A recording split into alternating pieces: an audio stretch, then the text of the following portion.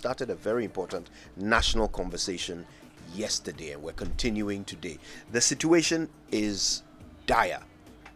Okay, the energy sector debts are so overwhelming that even the World Bank is talking about it.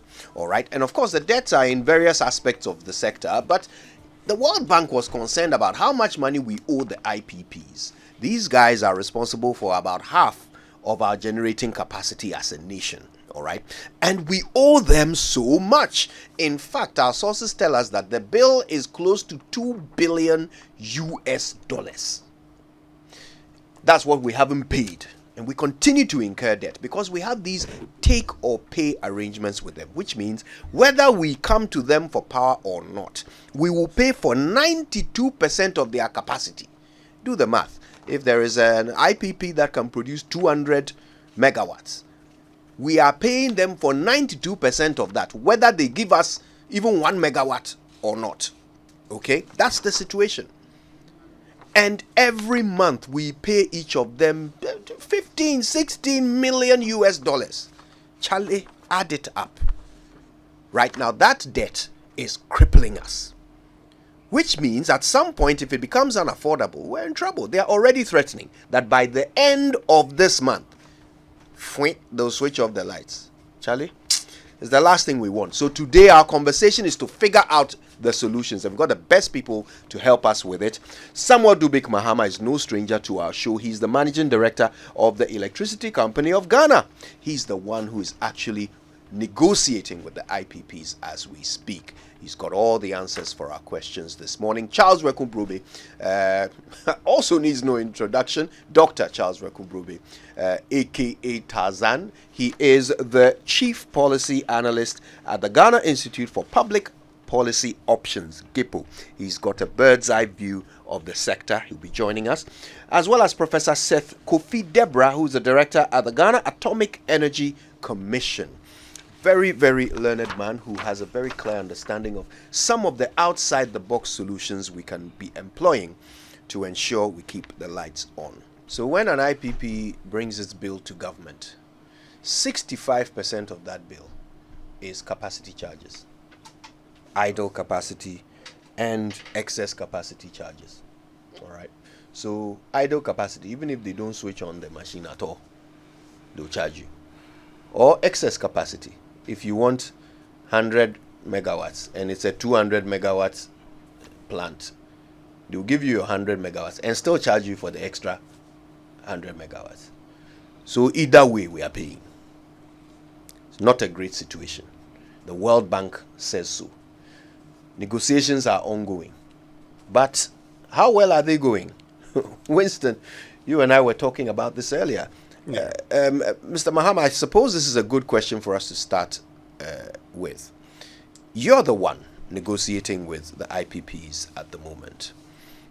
Yesterday, they told Joy News, well, the chamber told Joy News that they have rejected the offer of government. And if they don't get 20% of their almost $2 billion bill paid by the end of this month, they'll switch off the lights. So, all of this is also conversation. 20% of which how much goes to who? Because everybody's debt varies. Some's debt is more than the other. So if you're asking for the entire 20%, are you going to share it equally amongst everybody, or those who are owed more get more? So that's a conversation to be had. But in truth, I think the IPPs, I'd like to say a big thank you to them. We've had a very good and fruitful conversation with some. We are yet to speak with others. I think we are yet to speak to about 2 more, Sunana Sogli and Car Power. So we are just waiting. After those meetings, we'll finally have a full understanding of the way forward. But what I like to say about this whole thing is there's a social connotation to it. There's an operational connotation to it, and there's a finance connotation to it. You need to find a balance for all of it to fuse very well for it to make sense for the state. Currently, most of the capacity, excess capacity, in fact, let me just do this. when we say capacity charges, because there's a capacity charge still when you're buying energy, but that's the capacity of the engine that is used to generate the energy. So energy is the energy cost itself, which comprises some level of capacity, and then the fuel charge. So if I say I'm using 40% capacity of your plant, that 40% is what I should pay for, because that is what we have used. But for any other part of it that you haven't used, you get it. It doesn't pass through. So if it doesn't pass through and you don't charge the average Ghanaian for it, that means you can recover 1,000% of ECG dead bills out there, but you will not be able to pay. You understand? So let's go back. In attacking these issues, you ask for the historical data, board minutes, and all of that. You go through it, and then you realize that during these conversations, nobody asks for the cash flow analysis of ECG before entering into these, PPAs. Fine, granted. Now, Well, they had government guarantees, didn't they? So, I'm coming to that.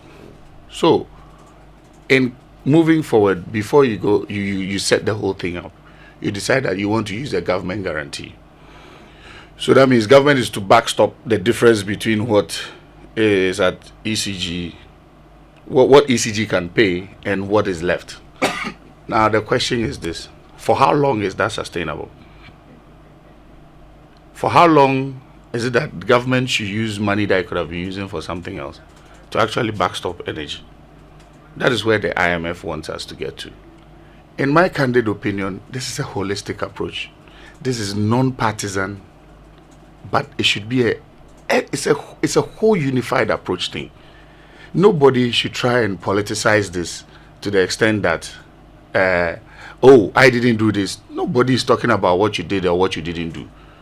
You understand? Because there's the need to feel like you are going to be blamed for something. So, but no, we are where we are now. What's the way forward? That should be the biggest conversation, because what has happened has happened. This is what's on record. So how do we move forward?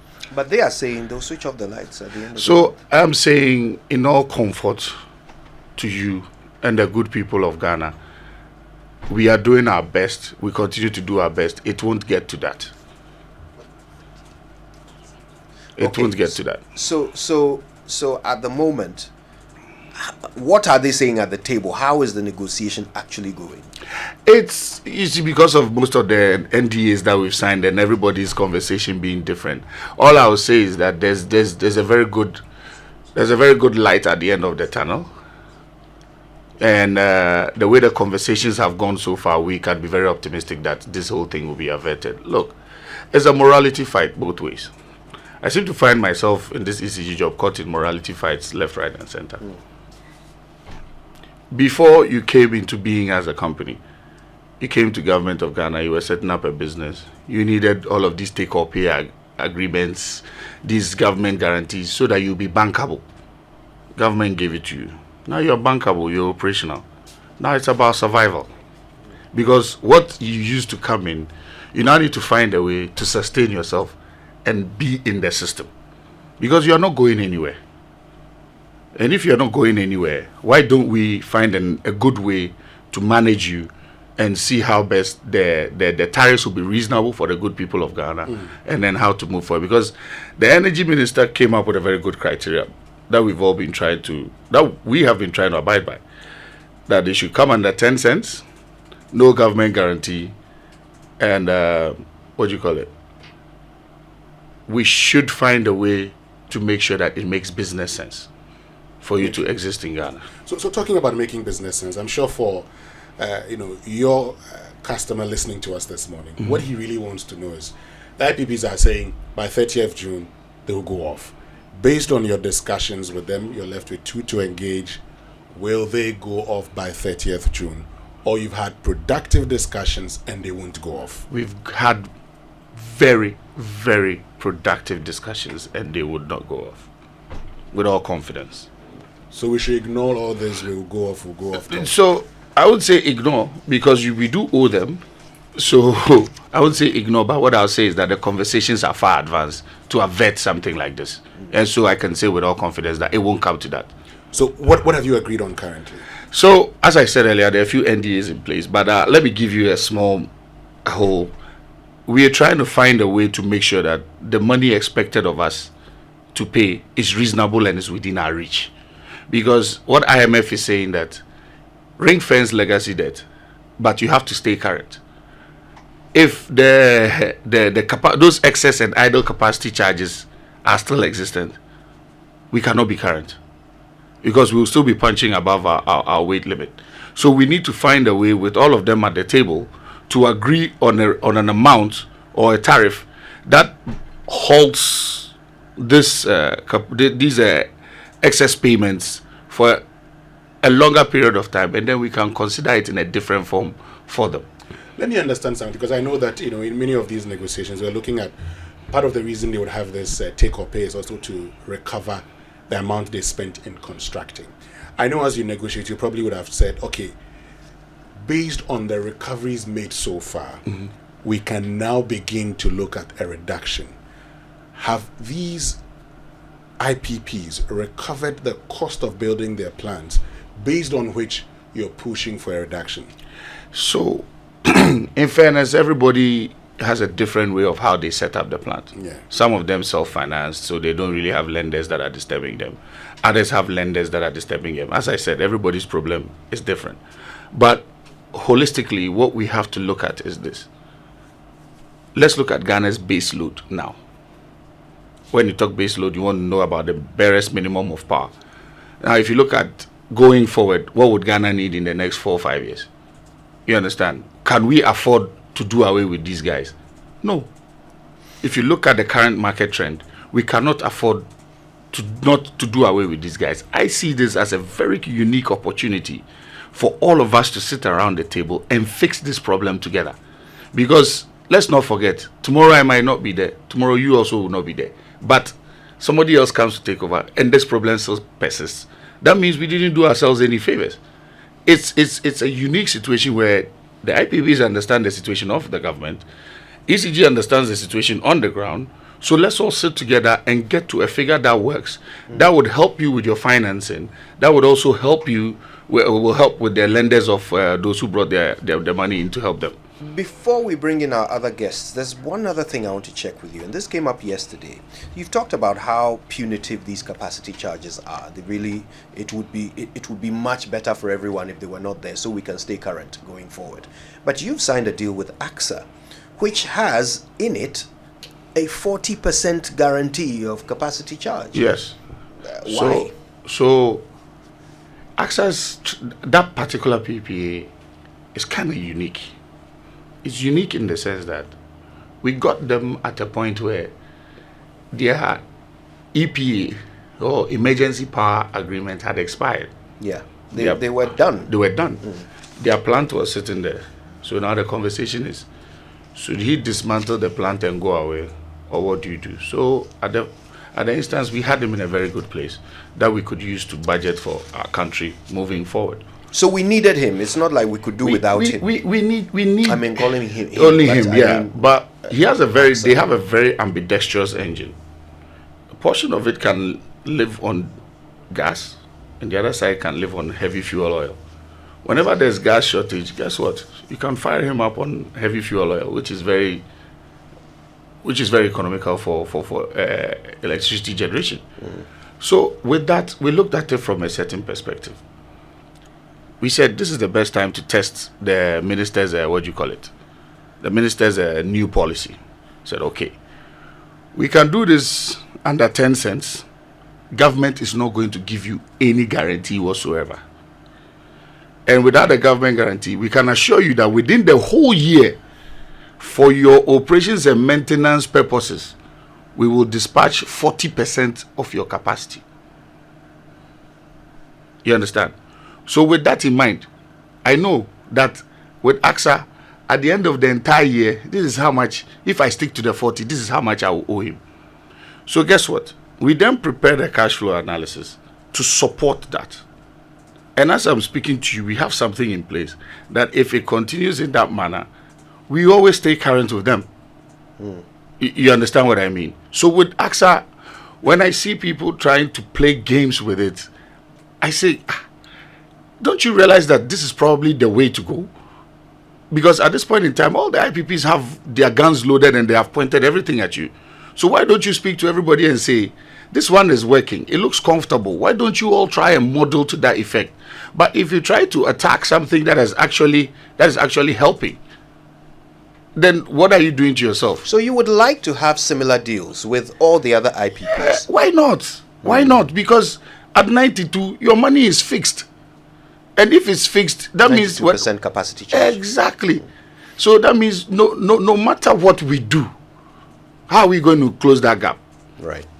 I want to bring in Dr. Charles Wereko Brobby. He is Chief Policy Analyst at the Ghana Institute for Public Policy Options, GIPPO. Doc, it's a pleasure to have you on the show as always. Good morning.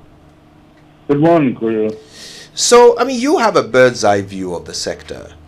We've listened to the negotiator who is talking about how things are going well and he's hoping to strike much better affordable deals with these IPPs. In your estimation, how vulnerable is the nation to the IPPs and the current hold they have over us with this debt and the threat to switch off the lights? Well, the reality is that the IPPs supply, as you already said, about half our power needs.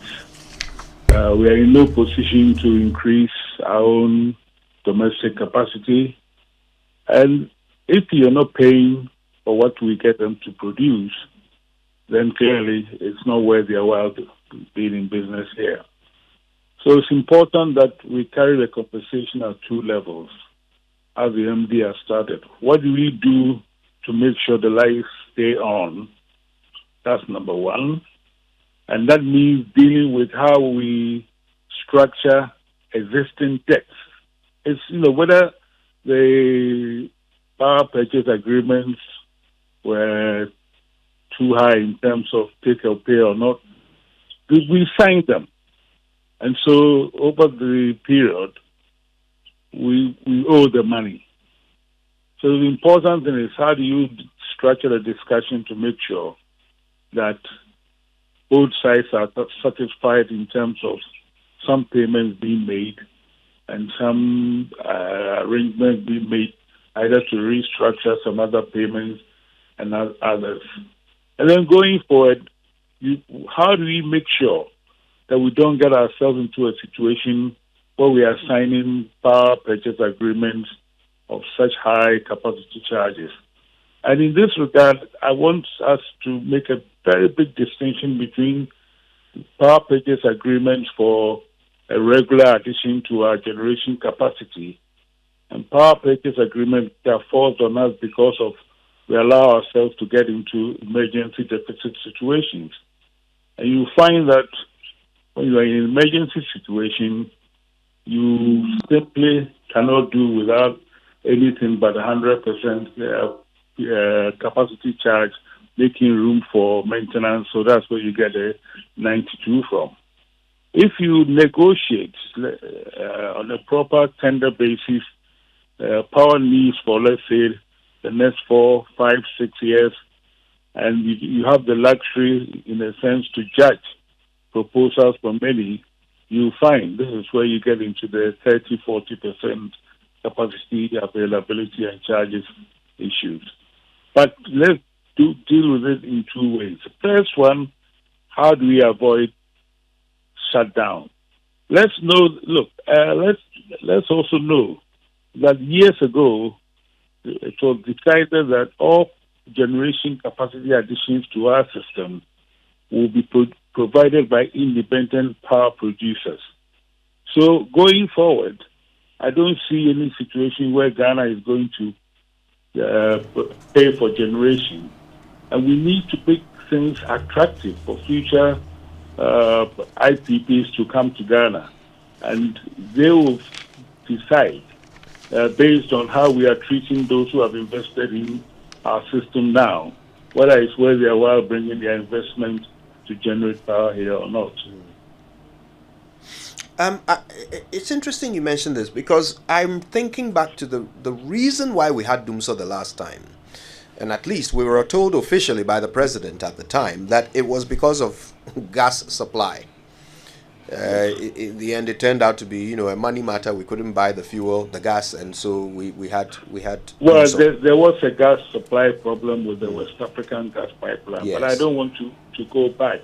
Fair enough. There was a mixture of fuel problems, money problems, but in the end, the issue was that maybe we overcontracted the emergency capacity, but that's all sort of Right. water under the bridge. So my question is, we need to make sure that we never get into this situation before. I think. okay. So my question is this: I mean, currently, have we improved the reliability of our gas supply? Do we still have Oh, debts yes, in that? I mean, very much so. we know that ENI is quite reliable, but we owe them. We owe Stanchart as well for fuel. I mean, they've been providing these LCs. We owe them about $360 million. We owe ENI about $150 million. Yeah. Is there vulnerability there? I'm glad you brought this up. The issue is this.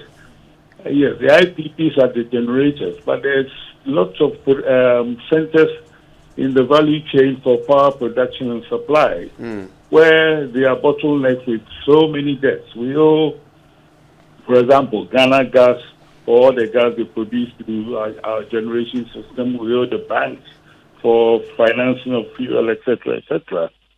So keeping the lights on is not just a problem of keeping the IPPs happy.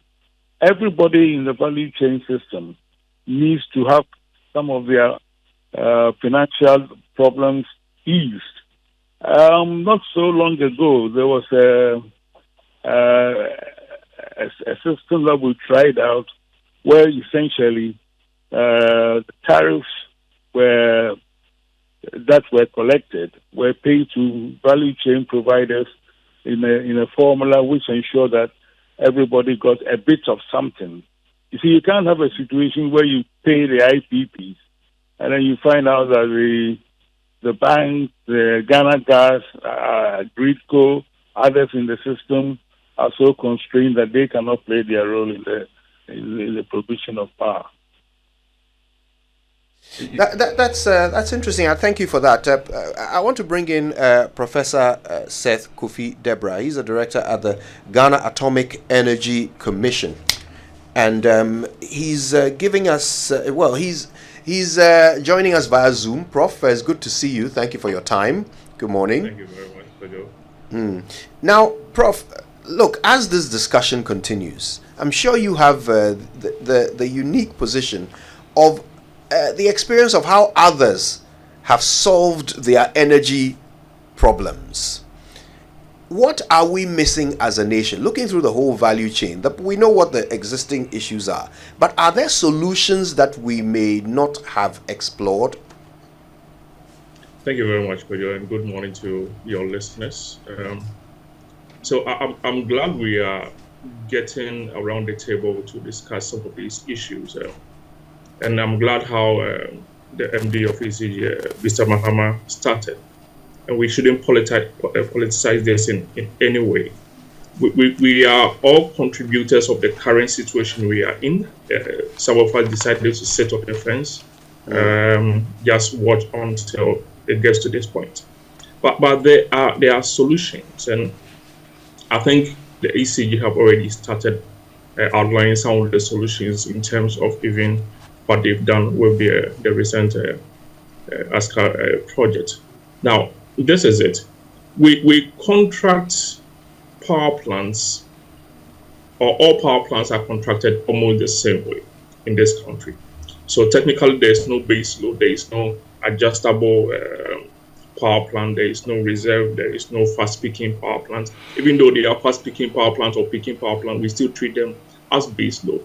There is a reason why these base can you load explain those terms for the benefit of our non-technical audience? Base load, fast taking. Yeah, what do you mean? Okay, so technically, base loads are power plants like hydropower plants, what you have at Akosombo or Pump. These are base load, and usually for economics, we say base loads should have what we call zero short-run marginal cost. It means whatever unit I'm producing, if I'm producing, let's say 1,000 megawatts, I want to add another unit, I shouldn't have any form of fuel. I shouldn't have any form of extra cost to it. So even though we consider in Ghana, we consider some of the thermal power plants as base load power plants, they are actually, in economic terms, they are not base load power plants, because whatever unit I need to add on to a generation, I need to pay for it. Right. Now, for a reserve power plant, these are power plants that are sitting there, and they are very fast in terms of peaking. So if there's any issue, they can actually come on as quickly as possible. And if there's any power plant that is down, they can come on and then fill in. And these are expensive, and you don't pay for capacity charges for some of these plants. And you have what's called the fast peaking power plants in case there is an emergency that something needs to come on quickly. Then you have some of these power plants that come on. Now there's the issue. We contract power plants, or every contract that we sign, take or pay or whatever it's called, we consider all those power plants as one, which is actually not helping us as a country. We've had issues with ECG. Unfortunately, Mr. Mahama is sitting there, but ECG has been in the confusion for quite a long time, and the reason being that I give ECG 100 units to sell, and ECG comes back to me and said, well, I'm able to sell 80, the 20 I can't account for it. And this becomes a very big challenge, and these are what they call commercial losses, which is not actually very good for us. Distribution losses, I think they are doing well. It needs to be worked on, but commercial losses needs to be cut down as far down as possible for us to actually make headway with this whole thing, because the person selling the power is not able to bring back the money for us to pay. And this issue of the exchange rate and all those things are also hurting us one way or another. So we need to find a way of, number one, contracting the power plants. We need to find a way to strengthen ECG or restructure ECG, for lack of a better expression, to make sure that they function the way they are supposed to function, to make sure that the affordability of the electricity that we are buying is there. That's an important point you make. If you don't mind me asking, when you do the maths, ECG, you're right. I mean, by their own calculation, probably close to 50% of the power that they put out there doesn't get paid for. And they are, to be fair to them, doing certain things with the hope of bringing down that inefficiency. But even if they are 100% successful and they close all the gaps and bring in all the money, by the fundamental fact that we are paying far less for the power than it costs to produce it, even if ECG brings all the money, will we still not have a problem? Even if ECG brings in the money, we may have a challenge, but it will be on the exchange rate side. The reason why I'm saying that is, you see, most of the time, we have these issues with ECG not able to recoup. And I think one of the ways that they've tried to actually do this is bringing the bulk meters at the various, I won't call it substation, but at the various transformers, which gives you a very good idea of whatever power is being sold in the neighborhood or at the point of distribution at the transformer. Now, we need to get to a point as a country to make sure we are paying the right tariffs. And to me, if you ask me, I will say, I think Ghana is getting very close, if not already there, paying the right tariffs. The reason being this: you have PUR setting the tariffs based on whatever mix that we have. Very little subsidy in there. In terms of the pricing of electricity, I think we are almost there as a country. So in terms of real or the actual tariff that we are getting close to paying, let me put it that way, because I won't pretend I know all the values, all the mathematics. But in terms of the real tariff, we need to look at it. We need to look at what PURC is actually using in calculating the tariff. And it's something I always talk about, that PURC's calculation that they use in arriving at the value or the tariff that we pay needs to be looked at. And up till now, I'm not sure anybody in studio or experienced people that like Dr. Brobby have an idea how the tariff is calculated, because up to now we are not exposed to that, and it's something that we need to get as close as possible to make sure that the system is transparent. Everybody is looking into the system and making the various inputs that they are supposed to make. All right. Listen, if you just joined us, this conversation is a national one. It's not a political one. It's about energy. It's about power. It's about our lights, right? How to keep them on. Samuel Dubik Mahama is the Managing Director of ECG. Dr. Charles Brobby is the Chief Policy Analyst at the Ghana Institute for Public Policy Options, or GIPPO. And Professor Seth Debrah, who you just heard, is the Director at the Ghana Atomic Energy Commission. And we're talking solutions.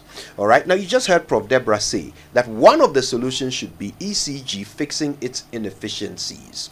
When we come back, we'll find out from Mr. Dubik Mahama if he agrees, first of all, and what can be done to fix it. Also, we're going to find out from our guests if indeed it is a real possibility that the trauma of Dumso could return to Ghana at some point in the future. I don't want to call it a crisis. I don't want to be alarmist. But when you look at the numbers, it's not pleasant. Let's be real. It's not pleasant. Yes, the cow, and paying it is not. I mean, look at us. We are in an IMF program. We went begging for 3 billion, and we owe almost 2 billion to IPPs alone. That's only one part of the value chain. About half of our generation, and we owe them 2 billion. Charlie, the energy sector debt is massive. Now, it's not like nothing has been done. Things have been announced, things have been done. We've all been paying some small money with the hope of clearing this bill, but the bill keeps growing. So clearly, whatever we're doing is not working. So what will work? We're talking to those who are best placed to answer that question. Now, let's get back into our conversation. And just before the break, Professor Debrah made this important point about ECG's role in ensuring that these debts are manageable. And he talks about the inefficiencies. And by your own figures, we've talked about this many times on the show, by your own figures, pretty much half of the power that ECG puts out there doesn't get paid for. And I know a lot is being done to close that gap and bring the money back in. But, I mean, how likely is it after decades of inefficiency? How can ECG rake in the money so we can bring down this debt? See, some of these problems, you just have to go to the basics. You have to go back to the basics, just as we started in life, counting with stones before you move to a calculator and all of that. Now, he said something very interesting that we've just initiated. We are about to meter our distribution transformers to check all of those things. The commercial losses, the digital platform is going to solve a chunk of the commercial losses. In truth, he said something that I would beg to differ because of where I sit. If we collect 100%, we will still not be able to pay, not because of only Forex, but also because of the idle and the excess capacity. Because in truth, you are charging me for 92% of something that I used only 30% of. So if the good people of Ghana are paying for the 30%, where do I get the 60? So that's what makes the whole conversation a bit murky. But this is what I'm saying, and as Dr. Charles Brobby said, it's a holistic approach. Look at it not from what has happened. He said something about the emergency power. When you're signing an emergency power deal, what's an emergency? How long do you expect the emergency to last? You can't sign an emergency power deal in excess of 5 or 10 years. That's not an emergency. That has come to stay. Emergency is for a short period of time while you prepare for the long term, or you put something in place that would fuse with. So we were at the point where we were vulnerable. And when you're vulnerable, you will buy anything and everything because you need to stop the noises that are coming.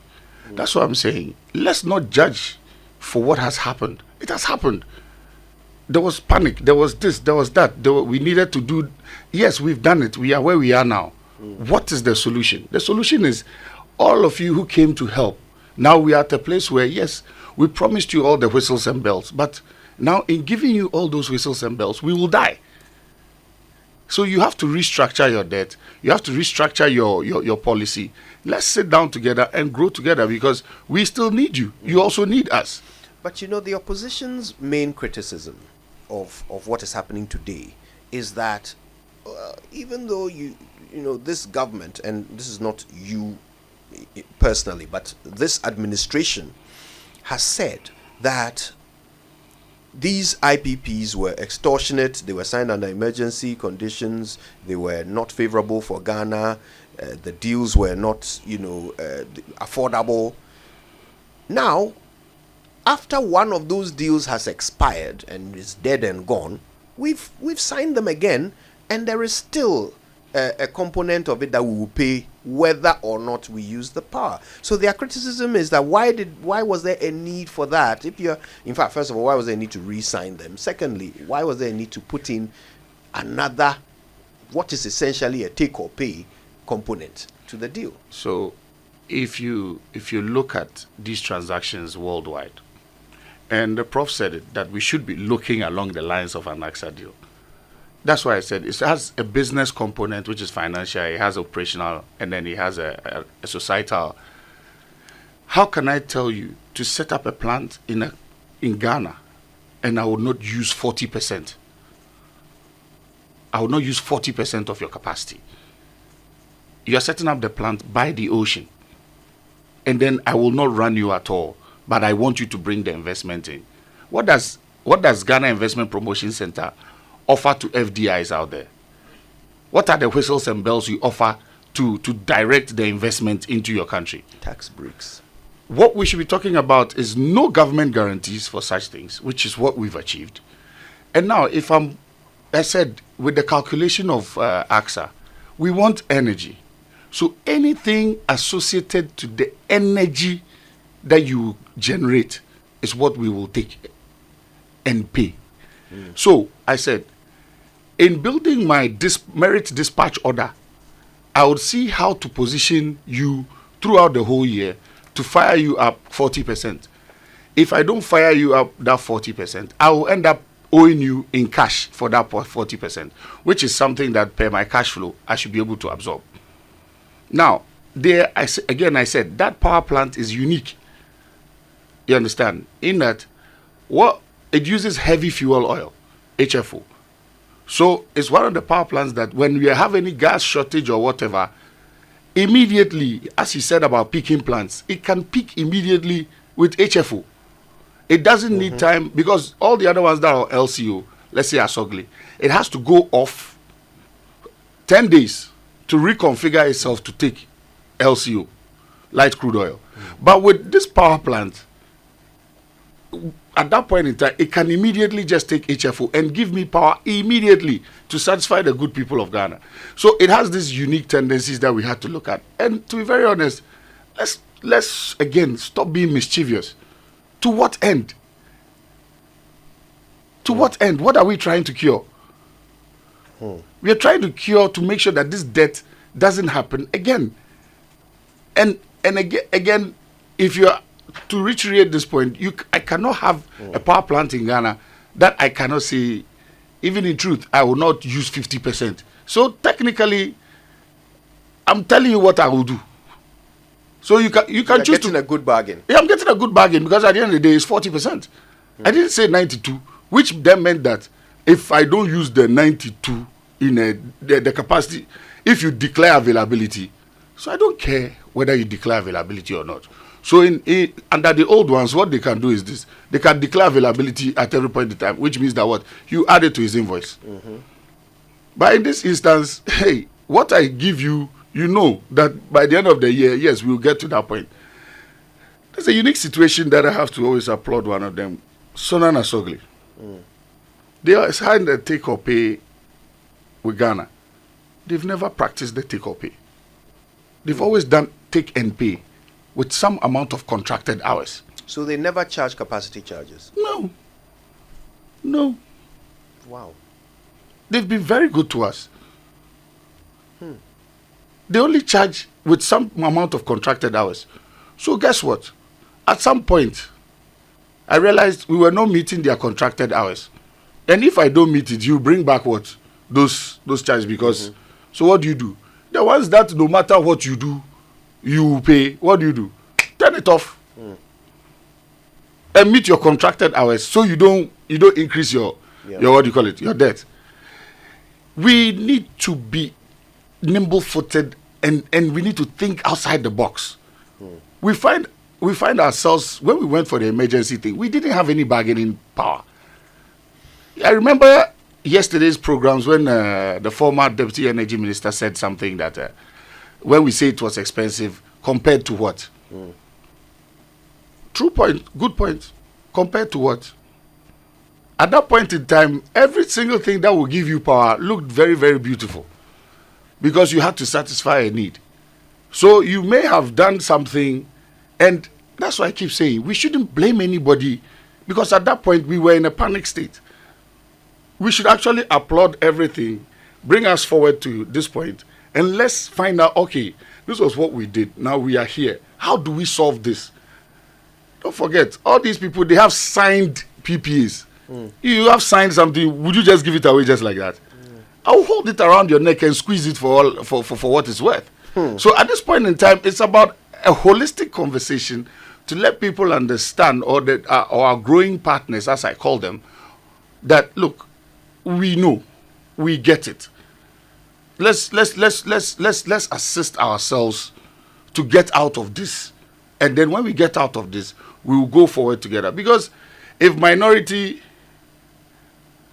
or no, for example, if the other political divide is saying this, and then this one is saying that, then the IPPs decide they are not going to negotiate, and then let's say NPP is out of government, NDC comes, we'll be having the same conversation again.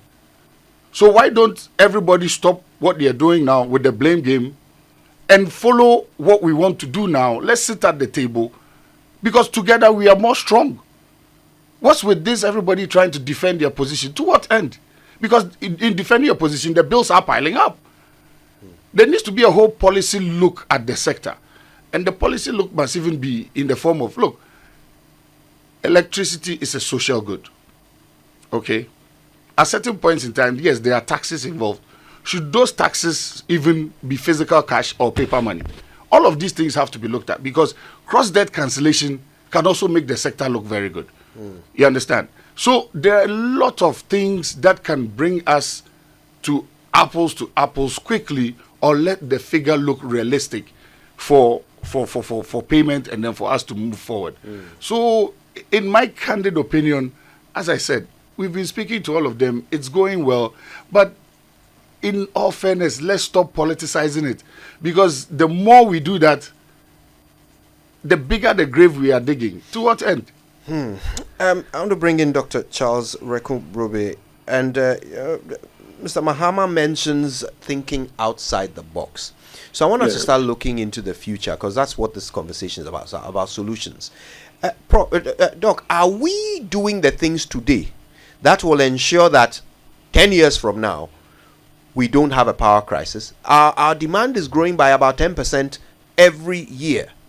So are we doing the things today that will avoid a shortage 10 years down the line? Maybe with the new managing director of our distribution company, we are trying to do the things. Let's start from where he left off. Let's depoliticize energy supply provision in this country. It's a technical matter, and we must bring the technical people in Ghana together to ensure that we do the right thing. We suffer from what I call sustainability phobia. You talked about automatic tariff adjustment.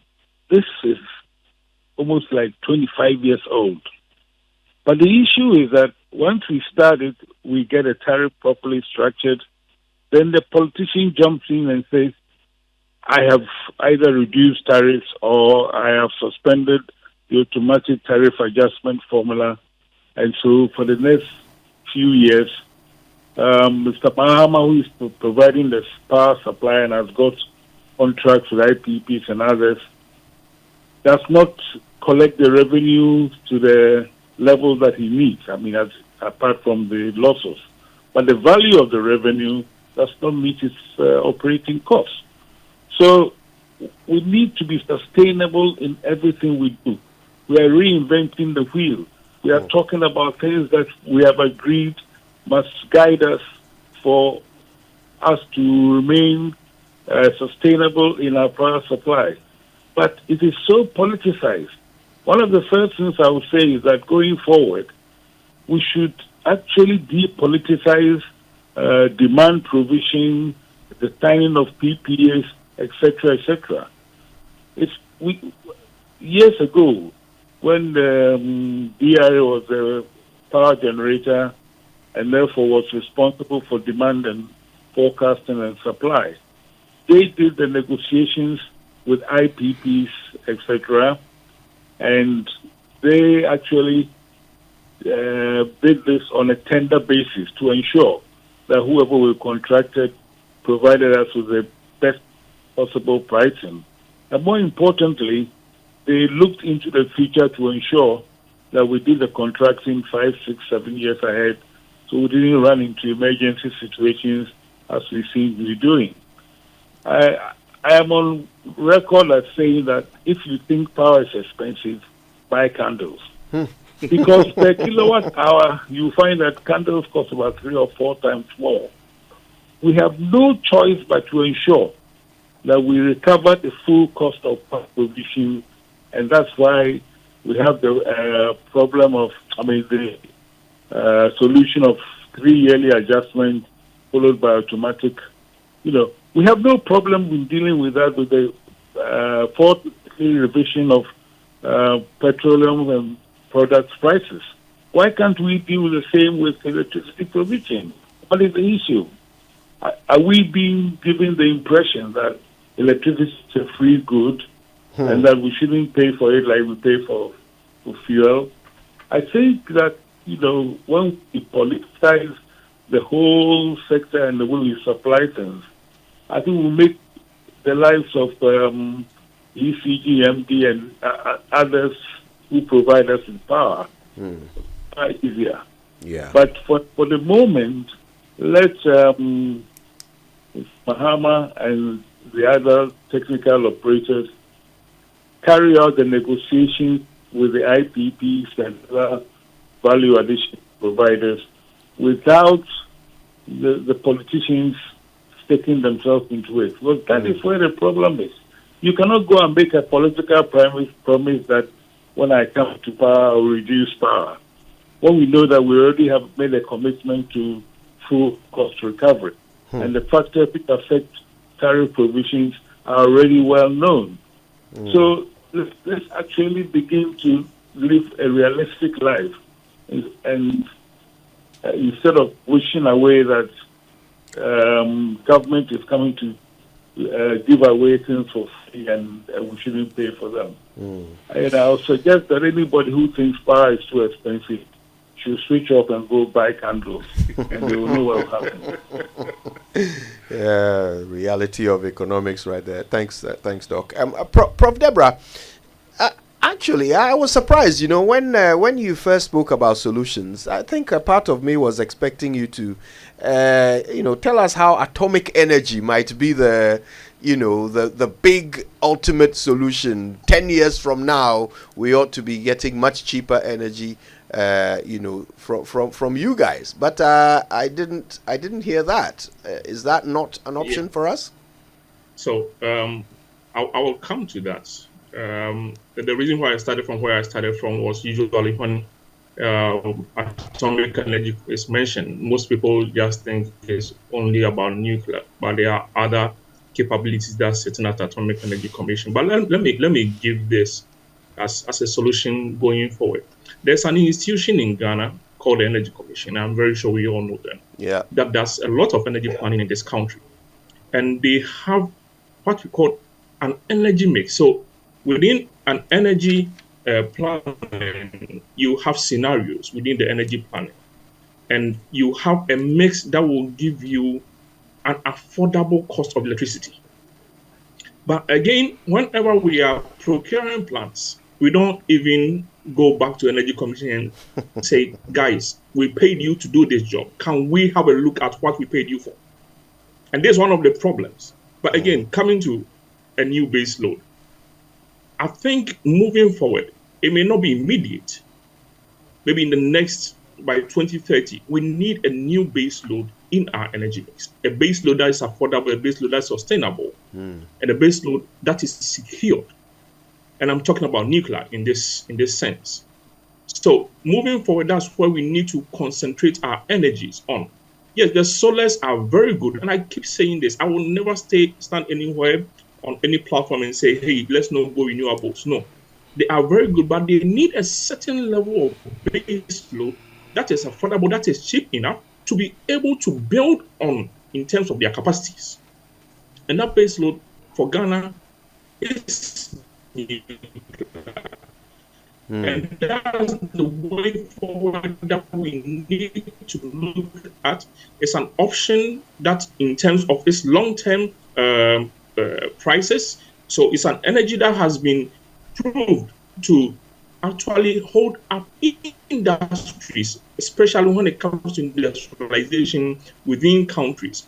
And it's somewhere we need to actually, when they bring out manifestos and they roll out policies, or they are talking about policies, you can't see the energy component of those policies. And that's what we need to hold them to and make sure those energy policies are embedded in those manifestos, and make sure that they go back to the 14-year development plan that was actually worked on by various sectors of this economy, and make sure it is embedded in there. And when you go to the 40-year development plan, when you contact the Energy Commission, you will see nuclear as a base load that is cheap enough to drive our industrialization agenda. Thanks for that. And Mr. Mahama, you're at the spear's tip. You're at the operational end of all these theoretical discussions. So I guess I want to wrap with you on this conversation, leapfrogging our current problems, 10 years into the future. What's the vision and the target of ECG to ensure that 10 years from now, we can all pay our bills, and so can you? So what we need to vigorously do is to make sure that the responsibility of every Ghanaian as to what you enjoy, you have to pay, is enshrined. We need to make a holistic approach of making people cultivate the habit of paying their bills and on time. And then also we need to take a closer look at the grid impact assessment to know what our energy needs are going to be based on our projections and how our appetite is, so we can build the requisite generational capacity going forward. As the panelists said, we need to make sure that we do not politicize this. I just got a notice that the Minority Caucus of Parliament is going, if anybody is close to them, truth is, don't do this. They're going to do what? They're going to have a press conference. Right. Don't do this. Because it's you're going to use this to say, I didn't do this, we didn't do that, the other person did this, the other person did that. What that does for the negotiation is that you are breaking our front. So why should the IPPs take us serious? We are for nation building. If you do that and say it was not your fault, it is this present government's fault. When an IPP is now coming to sit at the table, he might now feel that hopefully if I hedge my bet and you are in power, you would play along my tune. So what are you doing to us? Can we fix the problem now? Come on. What are we doing to ourselves?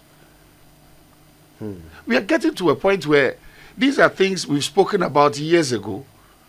Now we are talking about it today. If we don't make an attempt, by next week we'll be talking about it. Next month we'll be talking about it. Next year we'll be right where we are. Let's not break our front. And so what you signed, it has happened. We are where we are now. It is catching up with us. So how do we close the gap? In truth, the average Ghanaian, I know, is a very responsible person. But as I keep saying, we are at the point where most of the problems are also our doing, so we need to be up and doing. As for ECG, we are closing the gaps. we'll be visiting everybody at the end of the month so that we can help everybody cultivate the habit and build upon it. So let's just do our best. Let's help ECG, because we are a social company at the end of the day, so which we interface and interact with all of you. So just help us to help you. And we believe strongly in the next couple of months, service delivery will be better. And I can also say on authority that it will not come to that for the 30th of, what did you say, June or July? June. It will not come to that. I can confidently say that. So, Well, on that reassuring note, I want to say a big thank you to Mr. Samuel Dubik Mahama, who has stayed a lot longer than he actually had the time to do so, just so that he could educate all of us on what's going on. We appreciate you for that. We also appreciate you, Dr. Charles Wereko Brobby, Chief Policy Analyst at GIPPO. Thanks for the big bird's eye view of the situation in our sector. And we also appreciate Professor Seth Debrah for his outside the box ideas, and hopefully our future will include some very sustainable nuclear power which we can all rely on and pay for. In Jesus' name, amen. Thanks to all of you.